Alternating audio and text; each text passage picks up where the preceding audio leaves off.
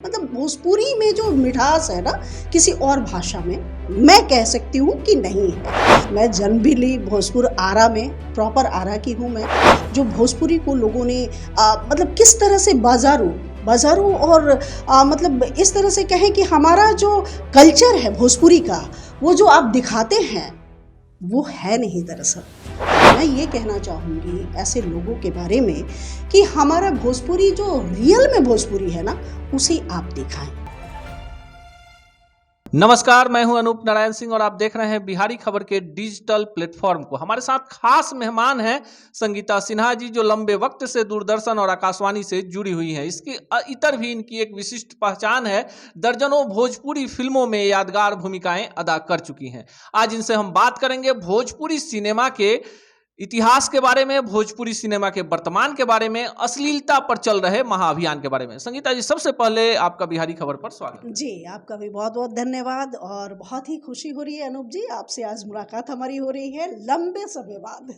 बहुत ही हाँ। पहला सवाल है कि आपने भोजपुरी फिल्मों में काम किया है, कई बड़े बड़े स्टार के साथ काम किया है। आपको क्या लगता है, क्या कारण है कि भोजपुरी सिनेमा आज अब एक ऐसे भंवरजाल में है जहां अश्लीलता सबसे बड़ी बीमारी है? बिल्कुल सही बात है। देखिए, हमारा भोजपुरी जो है वो इस तरह से जो है ना, जिसको कहते हैं कि मतलब इतना संस्कारिक, और हम लोगों का जो संबंध, मतलब भोजपुरी में जो मिठास है ना, किसी और भाषा में मैं कह सकती हूँ कि नहीं है। तो मैं तो मतलब भोजपुर में ही मेरी पैदाइश भी, मैं जन्म भी ली भोजपुर आरा में, प्रॉपर आरा की हूँ मैं। और अनूप जी, मैं बता दूँ आपको कि अभी जो मैं फ़र्क देख रही हूँ, जो समाज में जो चल रहा है, जो भोजपुरी को लोगों ने मतलब किस तरह से बाजारू और मतलब इस तरह से कहें कि हमारा जो कल्चर है भोजपुरी का, वो जो आप दिखाते हैं वो है नहीं। दरअसल भोजपुरी में संबंधों का एक भौजाई देवर का जो संबंध होता है, एक माँ बाप का जो संबंध होता है, एक भाई भाई का जो संबंध होता है, इसमें बड़ा मिठास है। और आज जो लोग सिंगर हैं, ख़ास तौर पे मैं ये कहना चाहूँगी ऐसे लोगों के बारे में कि हमारा भोजपुरी जो रियल में भोजपुरी है ना, उसे आप दिखाएं। ना कि मतलब भोजपुरी में क्या है कि जो गीत बन रहे हैं, जो रचनाकार हैं, उन लोगों से भी मैं ये आग्रह करती हूँ कि कहीं ना कहीं लोग कहते हैं कि हमारा जो समाज है, हमारे जो यंग जो जनरेशन है, वो उसी चीज़ को देखना चाहता है। बट मेरा यहाँ पे थोड़ा विरोध है इन बातों से। सवाल उठता है कि अच्छे घर की महिलाएं या लड़कियां जब भोजपुरी फिल्मों की तरफ जाती हैं तो अब कहीं किंतु परंतु होता है। आप चूंकि आपके पति देव जो हैं बिहार के एक ऐसे पत्रकार हैं जिन पे पूरे बिहार को गर्व है। नवेंदु जी नाम है, नवभारत टाइम्स, जी मौर्य और देश के तमाम बड़े चैनलों में, बड़े अखबारों में उनके आर्टिकल छपते हैं और एक सम्मान के साथ नाम होता है। उनकी आप धर्मपत्नी हैं और जब आप भोजपुरी फिल्मों में काम करती हैं, कितना अनुभव करती हैं और लोगों को क्या सजेस्ट करती हैं? देखिए, मैं तो ये सजेस्ट करना चाहूँगी अनूप जी कि आपके चैनल के माध्यम से कि देखिए, जो भोजपुरी हमारा है, ऐसे लोगों से भी आग्रह करती हूँ कि भोजपुरी, अब पहले मूवी हम लोग देखते हैं नदिया के पार, है ना, गंगा किनारे मोरा गाँव, है ना, कहे के तो सभे के हुआ आपन आपन कहावे वाला के बा, वो भी एक गीत था, है ना। और कई ऐसी मूवी जिसमें साधना सिंह ने एक्टिंग किया, और हिंदी और भोजपुरी का मिक्सचर कह सकते हैं उसे, है ना। नदिया किनारे, है ना, उस मूवी को देखिए तो लगेगा कि एक जो संबंध है, जो प्यार है, मोहब्बत है, जो हम दिखाना चाहते हैं, दरअसल वो हमारा भोजपुरी है नहीं।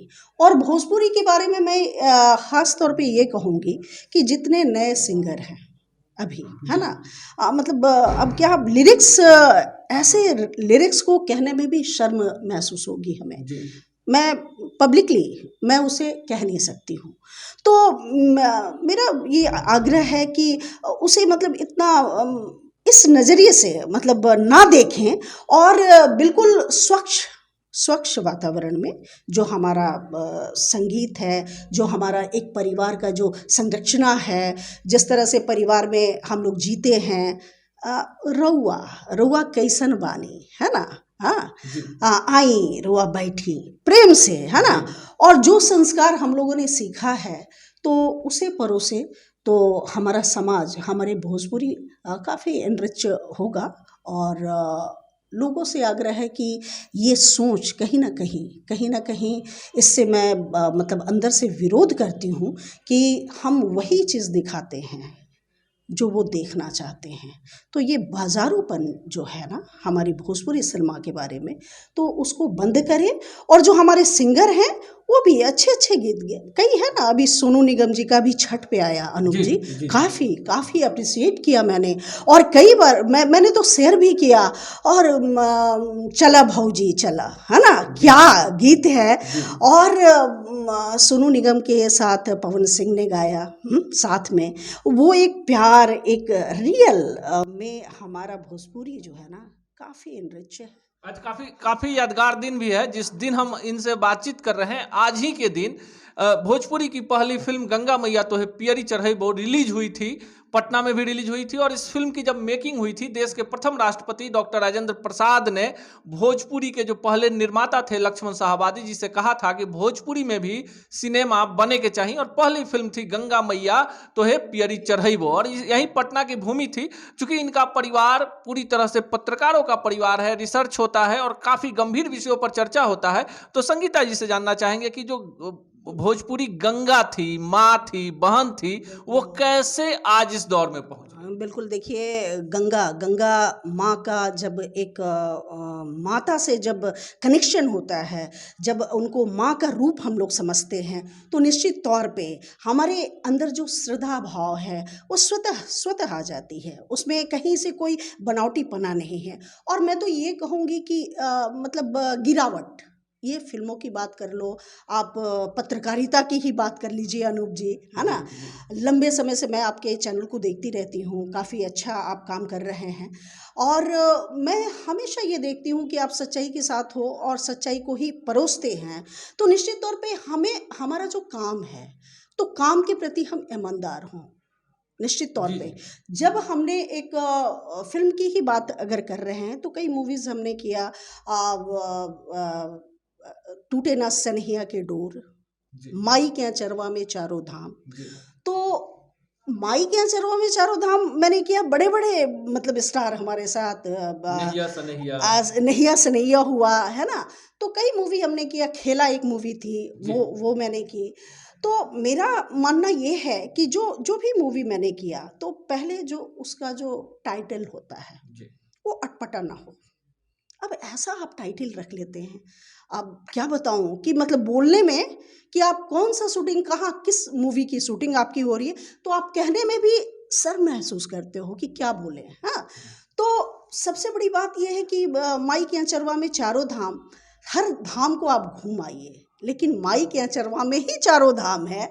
और बहुत ही सुंदर पारिवारिक मूवी थी वो, कि कैसे भाई भाई के बीच में जो प्यार है तो कुछ पैसे के लिए कैसे उसमें खटास आता है, फिर माई के साथ जो प्यार है, मोहब्बत है, फिर सारे बच्चे उनके लग जाते हैं उनकी सेवा में, है। तो ये जो हमारा जो परिवार है ना, उस परिवार को दिखाने की ज़रूरत है। संगीत अनूप जलोटा जी ने दिया था और काफ़ी ही सुंदर संगीत भी था उसमें। तीज पे भी सॉन्ग थे, बहुत ही मीनिंगफुल जिसको कह सकते हैं, काफ़ी ही बढ़िया। तो मैं ये कहना चाहूँगी कि गिरावट की जहाँ बात हम लोग करते हैं अनूप जी, तो गिरावट तो अभी जो समाज बदला है, सोच बदली है, बट कुछ लोग जो हैं, जो पुराने, जैसे आपने कहा कि मैंने उस दौर को देखा है, पत्रकारिता के दौर को देखा है, लोगों को बहुत पास से देखी हूँ मैं, और अभी मैं देख रही हूँ जो बदलाव है।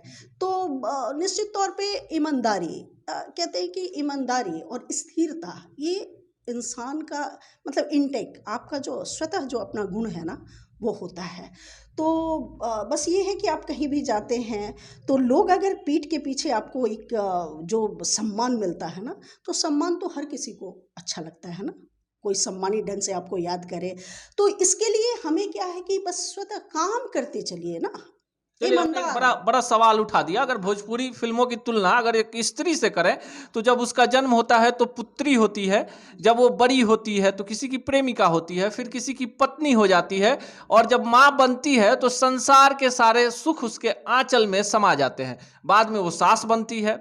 इस तरह से स्त्री का जैसे जीवन काल खंड में बढ़ते बढ़ते चला जाता है, उस तरह से समाज में उसका सम्मान बढ़ता है। अगर भोजपुरी फिल्मों की बात करें तो भोजपुरी एक विश्व की एकमात्र ऐसी भाषा है जिसमें बच्चे के जन्म पर सोहर, झूमर, होली गीत, छठ गीत, सावन का गीत, कटनी गीत, पिसनी गीत, आल्हा, तमाम तरह की विधाएं हैं, और एकमात्र ऐसी भाषा है जिसमें व्यक्ति के मरने पर निर्गुण जैसे भी गीत हैं। ऐसी भोजपुरी में अश्लील प्रयोगवाद क्यों हो? देखिए, बहुत बहुत सुंदर बात, बहुत सुंदर सवाल, सटीक सवाल। और मैं ये कहूँगी अनूप जी कि मैं ऑल इंडिया रेडियो में एज ए भोजपुरी कंपेयर भी हूँ तो उस नाते भी मतलब यदा कदा हमारा जो कार्यक्रम है, चौपाल है, आरती है, तो भोजपुरी का ही कार्यक्रम है। मैं चूँकि भोजपुरी एंकर हूँ तो उसमें मैं ये सारे गीत, जिन संस्कारों की बात कही आपने, कटनी, रोपनी, जतसार, है ना, सोहर, निर्गुण, ये सारे गीतों का मतलब मिश्रण जो है ना, हम अपने कार्यक्रम में सुनवाते रहते हैं। हाँ, तो इसमें देखिए जो खूबसूरती हमारा है कि लोग गांव में बैठ के उस टाइम को फॉलो करते हैं कि 5:30 बजे हमारा एक कार्यक्रम लाइव होता है, आरती, उसको वो लोग देखते हैं, सुनते हैं, क्योंकि उसमें जो हमारा गाना होता है वो कृषि गीत है ना, चौपाल में हम लोग उसको, तो गीत और संगीत अभी भी जो लोग बचाए हुए हैं अपने संस्कारों को, और बड़ा ही सुंदर हमारा समाज, हमारा संस्कार, हमारा जो पहले ज़माने के जो गीत थे, है ना, बटोहिया को ले लीजिए, भिखारी ठाकुर को हम लोग भोजपुरी के शेक्सपियर कहते हैं, है ना।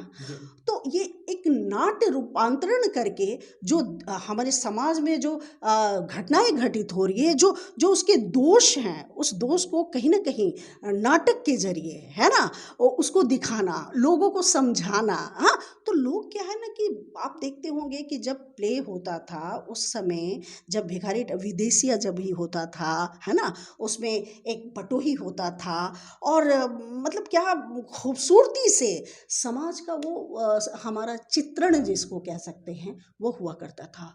और आज क्या है कि सारा चीज़ जो है मुझे लगता है कि सब में कहीं ना कहीं थोड़ा थोड़ा मिलावट की बू आने लगी है। चलिए, बहुत बहुत बड़ा सवाल आपने उठा दिया है। जब लोगों से बात होती है, डिजिटल का युग है, तो कम से कम एक ताकत है कि फेसबुक, यूट्यूब पर जब आप जीवन का 8 घंटा बिताते हैं तो अक्सर मैं लोगों से कहता हूं कि किसी को आप कुछ दे नहीं सकते तो एक लाइक और कमेंट जरूर दे सकते हैं, और ये लाइक और कमेंट एक छोटे से कलाकार को उस मुकाम तक तो जरूर पहुंचा सकता है जहां वो अपने संस्कार गीतों को सहेजे हुए। जब आप गांव में भी जाती हैं, कार्यक्रमों को रिकॉर्ड करती हैं, क्योंकि आपने लंबे वक्त से काम किया, आपको नहीं लगता है कि गाँव की जो ग्रामीण महिलाएं हैं आज भी अपने संस्कार गीत, विवाह गीत, मुंडन का गीत, बहुत सारे ऐसे गीत हैं, संझा, पराती, कन्यादान का गीत। भोजपुरी में एक कन्यादान का गीत होता है, कहा जाता है कि पत्थर दिल भी इंसान हो तो उसके कलेजे से आंसू टपक जाता है। आपको नहीं लगता है कि जो काम सरकार को, संस्थाओं को करना चाहिए, वो काम ग्रामीण स्तर की महिलाएं कर रही हैं, पीढ़ी दर पीढ़ी अपने संस्कार गीतों को ट्रांसफर करके जिंदा रखी हुई है? बिल्कुल, ये बहुत ही अच्छी बात, ये सरकार को मेरा भी ये कहना है, उनसे आग्रह है, रिक्वेस्ट है कि निश्चित तौर पे हमारे गांव में इस विधा के जो लोग मतलब सक्षम लोग हैं, जो लोग उसको बचाए हुए हैं कहीं ना कहीं, जो आपने कहा कि ट्रांसफ़र कर रहे हैं, क्योंकि जो चीज़ें हमारी हैं वो हमारे आने वाली पीढ़ी कैसे जानेगी अगर संग्रहित उसको ना करें हम, तो निश्चित तौर पे आने वाला जनरेशन जानेगा ही नहीं कि ये क्या है, ये कौन सी विधा है भाई, आप क्या गा रहे हो। अब देखिए, बहुत ही अभी अनूप जी आप देख रहे होंगे सोशल मीडिया पे एक बहुत ही वायरल हो रहा है, पता नहीं वो कौन है महिला, मैं उनका नाम भी नहीं जानती हूँ, बट आपने भी मतलब आशा करती हूँ कि आपने भी देखा होगा कि लाली लाली होठवा से बरसेला ललैया हो कि रस चुएला, जैसे अमवा के मोजरा से रस चुएला। तो वो बड़ा ही मतलब उनकी पूरी बॉडी में जो लचक है, जो गीत का जो एक संगीत का जो झनकार है, जो लिरिक्स है, उसके मतलब बिल्कुल बिल्कुल मैच करा के उनका जो बॉडी का जो थिरकन है वो निश्चित सबको लुभा रहा है। अब पता नहीं आपके माध्यम सबने से देखा, निश्चित करोड़ों तौर लोगों पे ने देखा है देखा इसको। है। जी। तो अब आप बताइए, तो हमारी सरकार जो आपने कहा कि निश्चित तौर पे ऐसे लोगों को गांव से पकड़ के शहर तक जोड़ना, क्योंकि क्या है कि कितनी प्रतिभाएं हैं जो कि दब जाती हैं, लोग उन तक जान ही नहीं पाते हैं। ऐसा नहीं है कि प्रतिभा नहीं है, जी। गांव में तो ऐसे ऐसे लोग हैं जो जिनको प्लेटफॉर्म मिलती नहीं है, तो ये प्लेटफॉर्म दिलाने का काम करेगा कौन? और आप लोग तो बहुत ही अच्छा काम कर रहे हैं अनूप जी, कि आप लोग कम से कम मतलब कहते हैं कि गांव की प्रतिभा को खोज के कहीं से आपको कुछ दिख जाता है ना, तो उसको लाते हैं मंच पे, और मंच पे लाके उनको पब्लिसिटी दिलाते हैं अपने चैनल के माध्यम से, है ना, ताकि इसलिए कि लोग जाने, देखें उन्हें और समझें। तो ये निश्चित तौर पे सरकार से समय समय पे तो मान लीजिए कि प्रोग्राम्स वगैरह होता ही है, लेकिन जिस तरीके से काम होना चाहिए वो काम दरअसल हो नहीं रहा है। तो इस पे हमारी सरकार को निश्चित तौर पे ध्यान देना चाहिए, और जो हमारी गांव में छुपी हुई जो प्रतिभा है उस प्रतिभा को शहर तक पहुंचाने का ये कार्य, और निश्चित तौर पे आप लोग तो एक माध्यम है ना, बहुत ही सुंदर माध्यम, कि कहीं ना कहीं कनेक्ट करते हैं, आप दिखाते हैं तभी तो लोग जानते हैं, है ना। तो आप भी अपनी बात, और मैं भी आपके चैनल के माध्यम से मैं कहना चाहूँगी कि ऐसी प्रतिभा को शहर में आके उनको एक मौका मिलना चाहिए, और हमारे जो संस्कार है, जो हमने अपने बड़े बुजुर्ग से सीखा है, समझा है, जाना है, निश्चित तौर पे आने वाली पीढ़ी तक उस चीज़ को बचा के रखें, उसको कहीं ना कहीं प्रिजर्व करके, जिसको कहा जाता है, जैसे हम लोग ऑल इंडिया रेडियो में बड़े बड़े गायकों को हम लोगों ने रखा है ना, तो वो लोग हमारे आइकॉन होते हैं, तो सजा के उनको रखा है, बचा के। जिन लोगों को लगता है कि भोजपुरी के बारे में गूगल पे बहुत कुछ नहीं है, संगीता जी से एक भाई बहन का रिश्ता है और हम लोगों ने भी इन्हीं से सीखा है उन चीज़ों को। लोगों को लगता है कि भिखारी ठाकुर और महेंद्र मिश्र ही भोजपुरी के सबसे बड़े। तो मैं आपको बता दूं कि आरा जिला की रहने वाली हैं, और जब हम पूर्वी की बात करते हैं तो हनुमान पाठा का गाना कि आंचर भीज गईल बा नैनवा के नीर से, जाने कौना पीर से, ऐसे ऐसे गीत रचे गए। भिखारी ठाकुर नाई जाति के थे और उन्होंने लौंडा नाच जो छपरा में चलता है उसको आगे बढ़ाया। लेकिन चाई ओझा के बारे में लोगों ने नहीं लिखा। चाई ओझा ब्राह्मण जाति के थे और बक्सर इलाके में 40 वर्षों तक उन्होंने भी उसी नृत्य परंपरा को आगे बढ़ाया।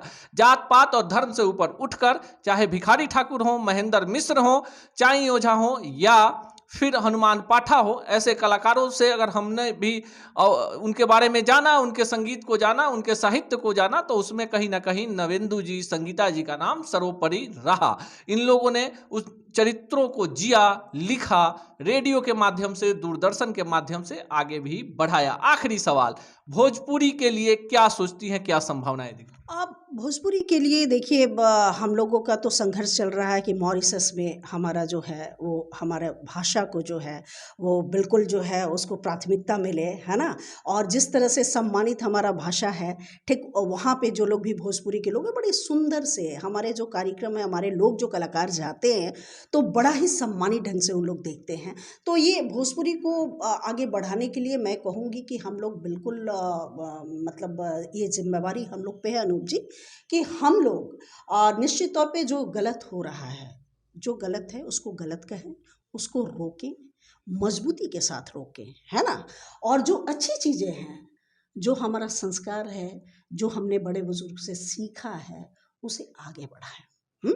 और तभी हमारा भोजपुरी निश्चित तौर पे और भाषाओं में, जैसे देखिए कि अभी एक बात कहना चाहूँगी जो अभी रिसेंट में मेरे दिल में आई, तो मैंने सोचा कि आपसे साझा करूँ कि अभी मैंने देखा पंजाबी सॉन्ग, अभी जस्ट देख रही थी, तो ये जो है गुरदास मान जी का, वो पंजाबी हमारा इतना रिच है ना, और भी भाषाएं हैं जिसमें कि लोग उस तरीके से, तो हमारा भोजपुरी जो पीछे की पीढ़ी जो गाती चली आई है ना, तो अभी जो हमारे गायक हैं, ये आग्रह है कि रचयिता से भी, जो लिखने वाले हमारे राइटर हैं, जो संगीत लिखते हैं, जो डायलॉग्स फिल्मों में लिखते हैं, वो अच्छी बातें जो हमारा रियल, मतलब अच्छी बातें क्या, जो रियल है उसको लिखा जाए संगीत के माध्यम से, और हमारा जो संस्कार है उसको दिखाया जाए।